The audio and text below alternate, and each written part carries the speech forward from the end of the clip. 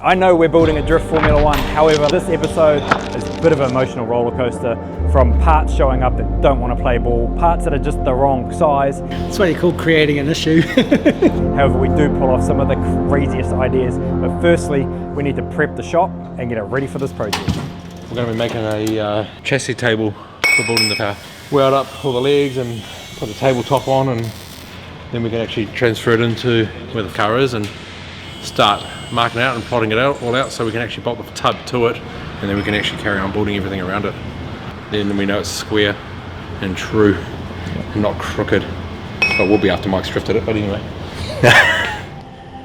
So the good thing with this day and age of building these cars is technology, and we have the technology of 3D scanners. So before we actually make a very expensive item, we're able to just 3D print it, make sure that it's going to fit. That works perfect, so we can just times this by 2.5, and we're going to have a 5-rotor flange. We're going to 3D print the half of this bell housing. Once we're happy with our plastic 3D printed part, then we're going to take you through the process and show you the exciting part of actually machining out a solid block that is going to connect our transmission to our motor.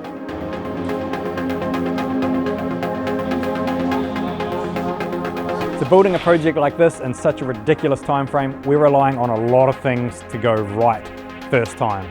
To help with this, we're introducing the best. So we've got Torx Precision Engineering. Yeah, I think we partnered with the right CNC company, mate. And we've got Cam at Zero Offset, that they're going to be responsible for all the beautiful billet CNC parts.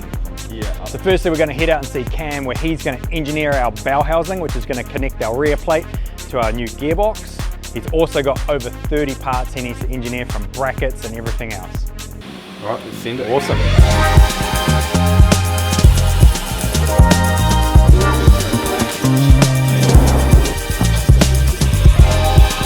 So we've got a solid block of 6082. This is the hardest form of billet block. We want this because the integrity is essentially being used as our chassis. We're about to machine this into a beautiful part. Oh wow, this is way sicker doing it with air. We've got a bell housing coming, boys.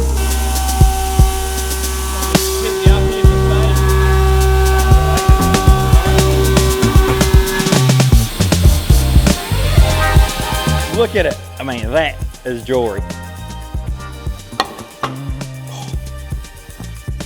I think the perfect blend between billet and the castings.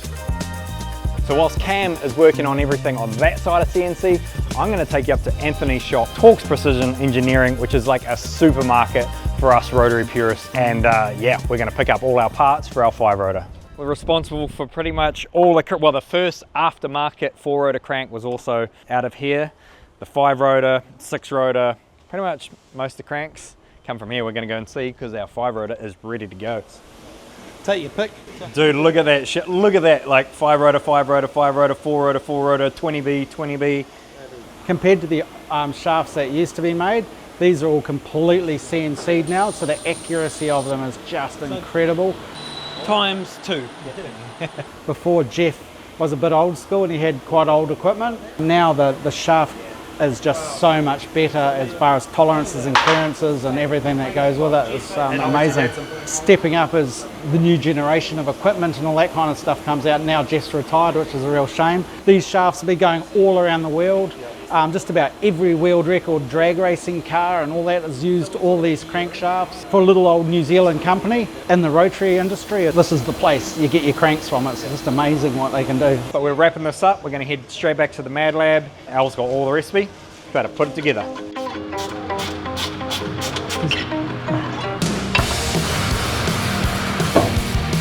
This was the factory part for the steering. So there was quite a few different ways we could do this to get more steering lock. We decided, instead of changing the pickup point on the knuckle, it'll have more lock, but it's going to make it heavier. We have scanned this shaft. What we've done here is made another whole rack shaft with more teeth on either side.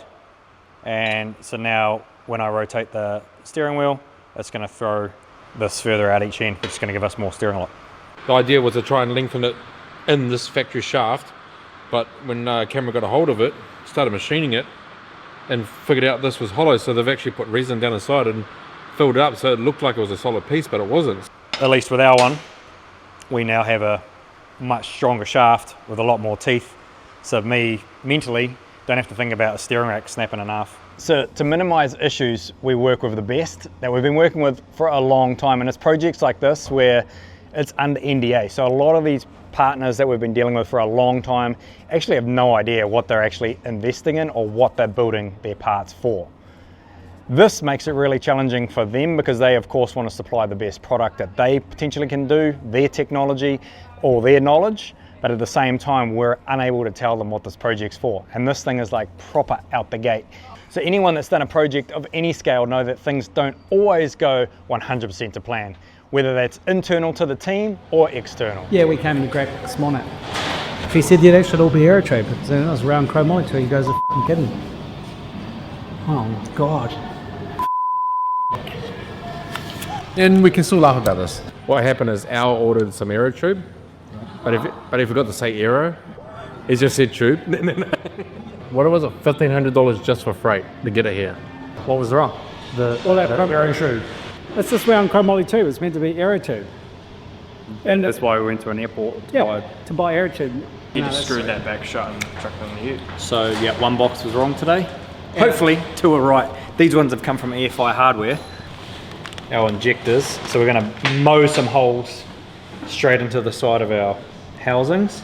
And then we're going to have injectors, which will go straight in there. Clearly. Stress myself out. What do I do?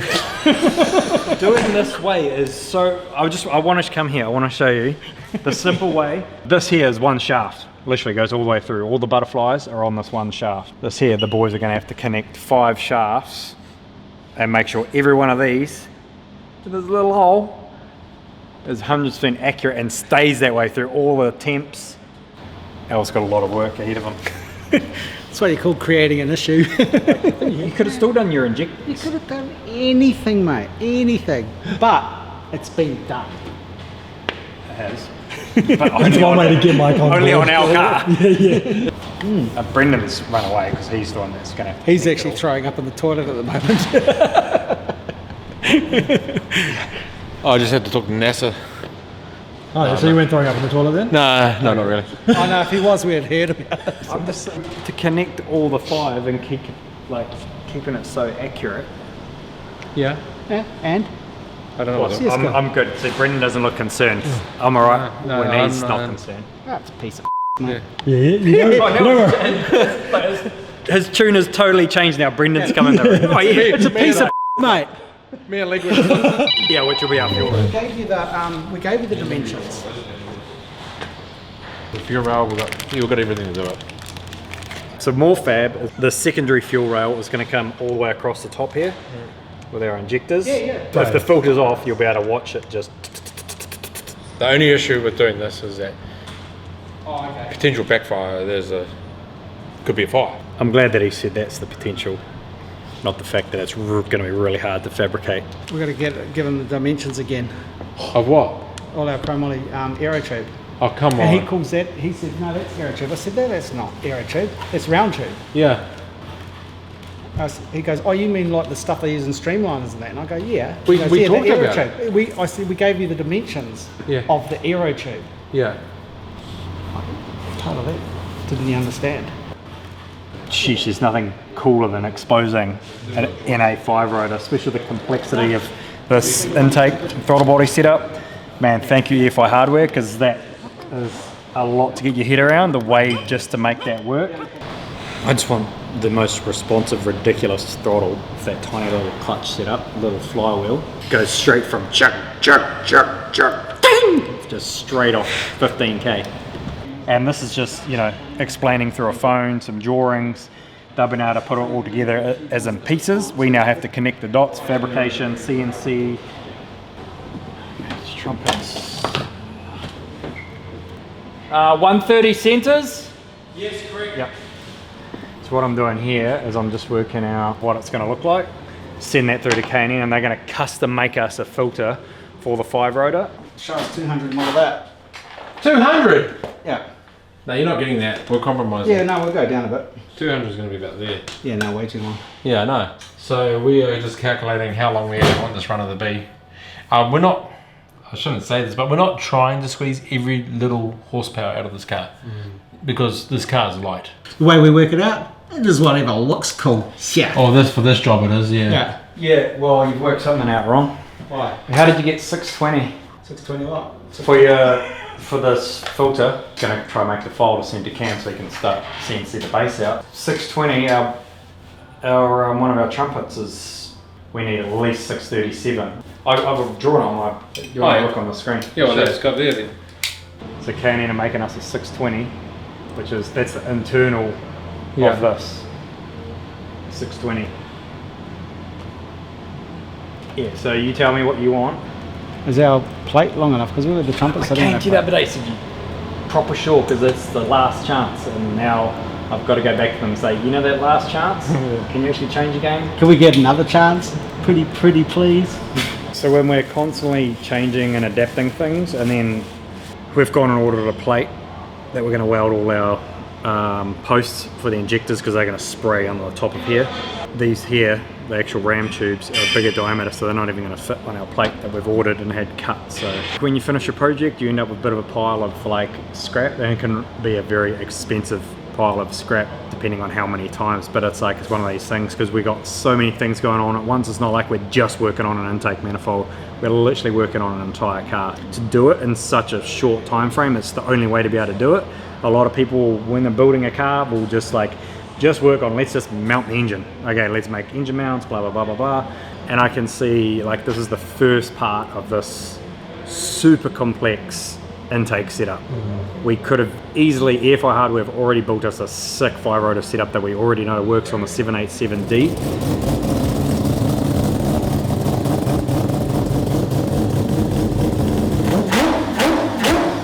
That was what I kind of wanted to go down that path because we know it works, and obviously we're in a super time crunch.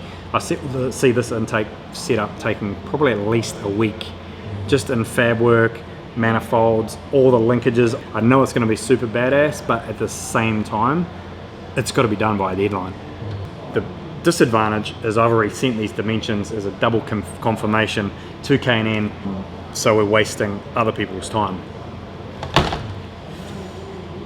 Yeah, peek over there and see how much work we've got to do in probably about less than 8 weeks before the plane leaves. But thankfully, we got plenty of these. Yeah. Okay, so that'll just be something, motor 700. So 690 will fit inside. Yeah. Sweet as. Okay, so now we're at the point where we've got everything pretty much located, or all the parts of where they're going to be located. So Ryan's going to come down from OCD in charge of all the wiring. Potentially if we go click, then this whole Comes come apart, yeah. Especially because it's a bolt. It's going to be all bolt on, right? Yeah, it is, yeah. What we usually would have is a lot of wires, a lot of length of wires, which gives you a lot of space. This is great because it's going to be short, but the problem is with everything being short is it's going to be really tough job for Ryan to be able to make all these tiny little looms, where everything's positioned. It's just a big job. Only concern really is just a small area. I think most people probably don't understand that when you're trying to make a shorter harness, it's actually a lot harder to get all that. Sounds easier, it's actually harder. Even just the waterproofing, getting it through that top part's going to be a nightmare, but we'll get it sorted. Figure something out. So you can see when it comes to this, like the planning stages, you know, there's multiple ways to have the right way, but it's trying to make things the most simple, but also making it, you know, practical as well. Spent probably about 3 hours of just nutting out the wiring, and even the first way we had planned would have worked, still would have been practical, but as we progress with little different things and different ideas, now we've got an awesome game plan. Even with Ryan, he's relying on a lot of logistics, shipping, plugs and connectors that have got to come from overseas as well. So we're all kind of playing with the logistics and making sure stuff arrives on time.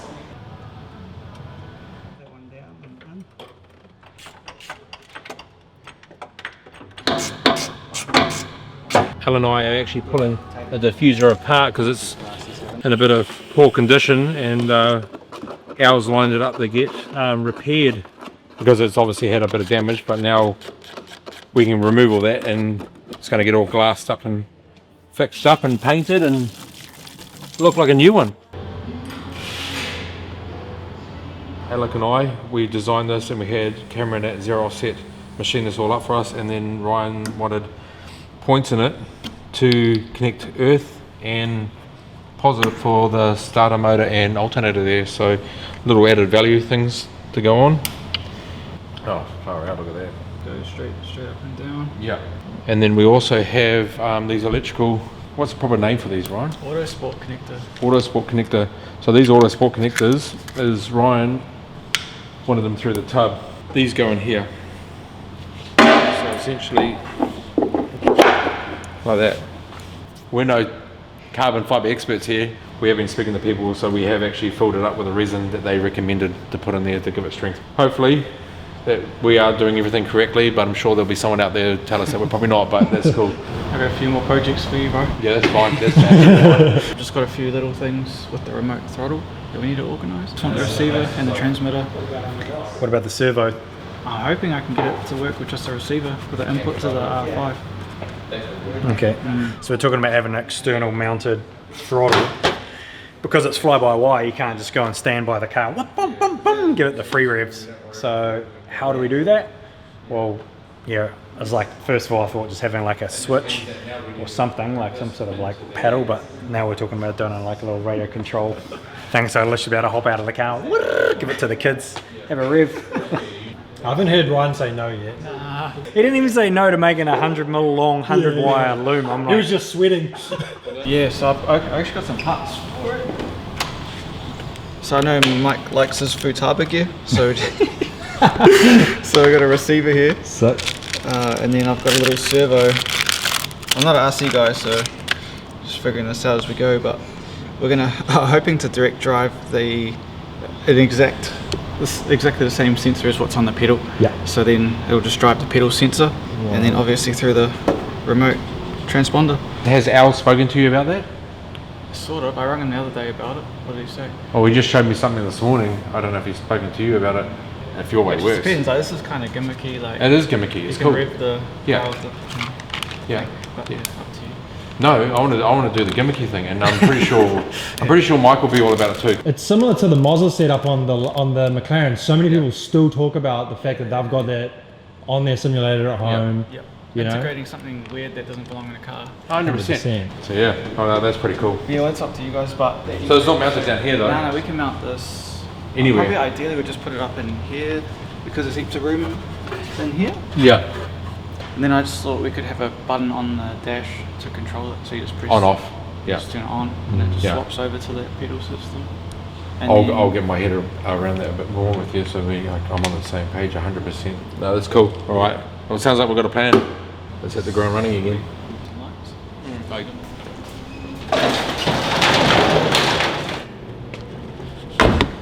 She's asleep, about to wake up. It's all now ground down to our specs, which is no, you can't know that. Because he doesn't. I do actually. No, I said I don't. Okay, ready? Okay, so what we need to do first, and Alec, is we need to go and draw these plates Yeah, I know we need to do and do that, and then we can start assembling them. Can't we? Okay, so this is the engine for our Formula One car. It is a peripheral port 5-rotor. This is the first 5-rotor I've put together actually. So these apex seals are from Francesco Ionetti. So this is their steel apex seal. You measure them and everything is 0.00. Years and years and years developing these seals, and he actually had one of the most famous engine builders on the planet helping him out, which was Jim Meadow from Racing Beat. He did a lot of work with these as well. So they're a little bit softer than the factory seal, but they're a more precise apex seal than the original seals. So I've got Brendan helping with this because there's just so many components. So I've got him prepping the rotor housings. We're starting with just 40 kgs in the assembly plus all the other parts that are going on. We're getting probably up to 100 kg engine sitting on this. So hopefully this afternoon should be completely all together. Flywheel, clutch on it, dry sump front cover on it, the sump plate, all the parts that we've got spread all over this engine room at the moment into one little package, and then we can actually go fit it into our car.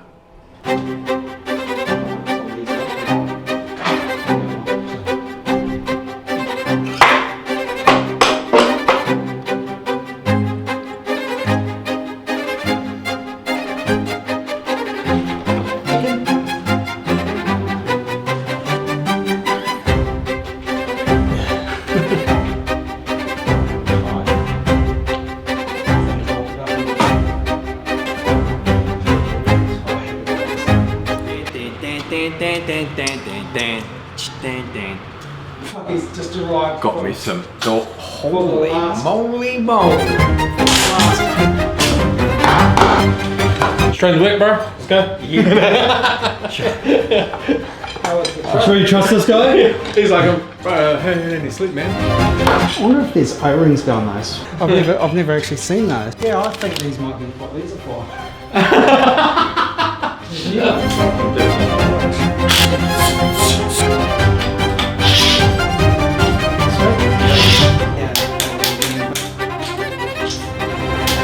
Okay, so we now have the engine assembled. We're just finishing off the sump plate now, so it's going to go on the bottom, the base plate of this motor. But because of the crunch time of this project, the days are creeping up of when this thing needs to be on an aeroplane.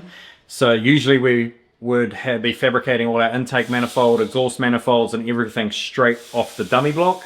Time doesn't allow us to do so, so to Al's disgust, we're actually going to mount this motor in. It'll be the first and last time this motor goes in, and Brendan's going to work his magic with the fabrication around it. I think the exciting process about this is now you've created so many parts. Like it looks like obviously there's 8 weeks left of a project. We'll just reverse back a bit. It's not 8 weeks, it's only 5 weeks. Oh, is it? Yeah. Hey, now that's so I've got a few weeks to learn how to drive this freaking thing. You know, 2 weeks. One night, mate. Well, that's one after. One hour. This has actually been the most complicated part because there is a lot of stuff in here. All the wiring, there's computer gear, batteries, fuel tanks, CDI units, on-off switches, and I've got there's a relays lot and of everything. relays, everything going in here. There's actually a little bit of engineering behind it all. It's, A little bit. yeah, just a little bit. Just a tiny little bit. So the cool thing is there's so many components now coming together. It's kind of like overwhelming to come in here after 2 weeks being away and just seeing how many parts have been machined. And obviously the last part of the assembly of the motor, I just caught that. This is where the boys are going to be really busy, especially Brendan with fabrication, because now it's kind of connecting all the pieces. It's artwork, you know, it's really cool to see all that come together.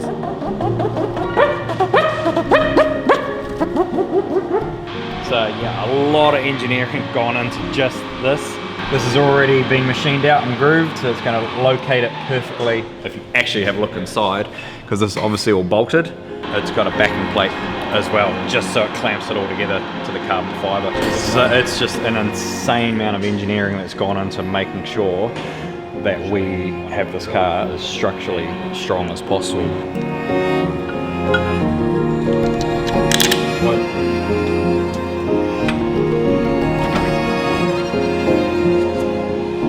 This is what it's going to look like. Jump up here. I've seen you jump up on the hay bales. Now, it does look like me up here, right? Oh mate, look at the clearance even for all the fittings. Oh my gosh.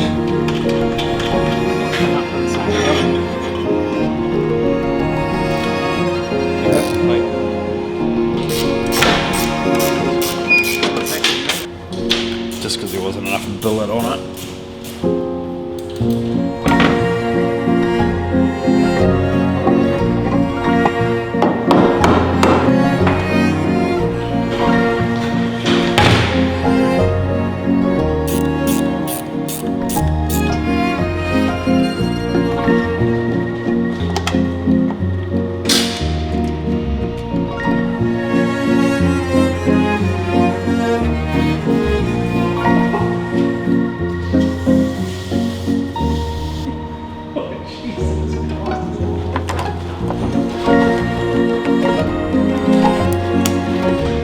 Out how much wiring, how many meters of wire you've got in there? There's a bit actually. It's like quite heavy to be honest. But, Yeah. We totally forgot about the battery cables going to the R5. Gotta run my wireless.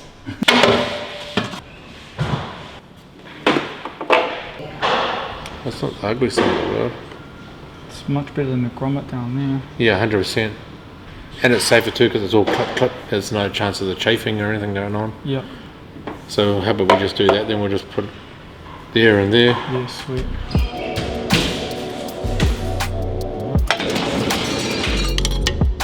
I can just swing these around. We've got our first set of wheels from Pine Engineering right here in New Zealand. It's got like a deep concave and stuff on it. Got the matte anthracite, machine face, and then of course gloss black lips. So Pine have done these original set, and then Rotaform, of course, always build our custom wheels. So Rotaform are now making us a 15 by 11 for the front and a 17 by 14 at the back, because we want to be able to run Toyos on this. Toyo don't do anything this size, like no one really does anything this size in 13 inch. So the decision was made to run 13s for show. Cruise, like it'll still drift on them, it just we can't get freaking tyres. If I highlight each bit, so here's the spoke, so this is our center section. So I've done like this concave, kind of like a beadlock look, which kind of like shrinks the wheel down because I wanted to give that 13-inch wheel, so it shortened all the fingers on the spokes. But yeah, just want to do something unique. Obviously 3-piece hardware, I'm just a sucker when it comes to 3-piece. And of course it's like something that we have in all the drift cars. So there's different bits and pieces that I want to kind of pull from the drift industry that we do for our cars and put into this. All the wheels we design with Rotaform instantly go on our website and are available for public.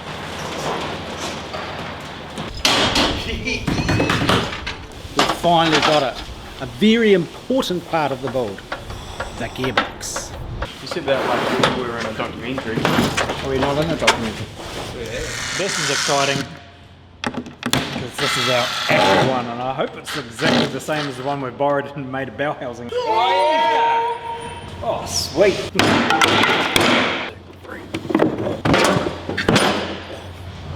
Oh, well, It's here. it's here. So now what we need to find out, does our bell housing fit? It does, How do you know? because we've got a Milwaukee grinder.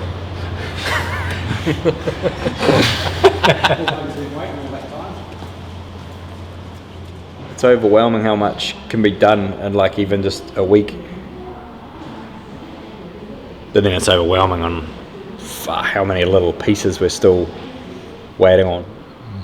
I think it's just going to be a lot to take in. I love like standing back and watching the people like with Mad Mac or any of our projects. Kind of the longer you stand there looking, the deeper you look, the more you find, and it's just like far out, like how they've done this and how they've done that, and following lines, and like just really doing a lot of stuff that's a lot different than to what we've ever seen before. And because, you know, for us it's always the reward of doing something, challenging ourselves to something and getting success out of it. Episode 3 of roller coasters, that was a wild one. However, in episode 4, we get to put all the jewelry together and fire this thing into life for the very first time. Sick.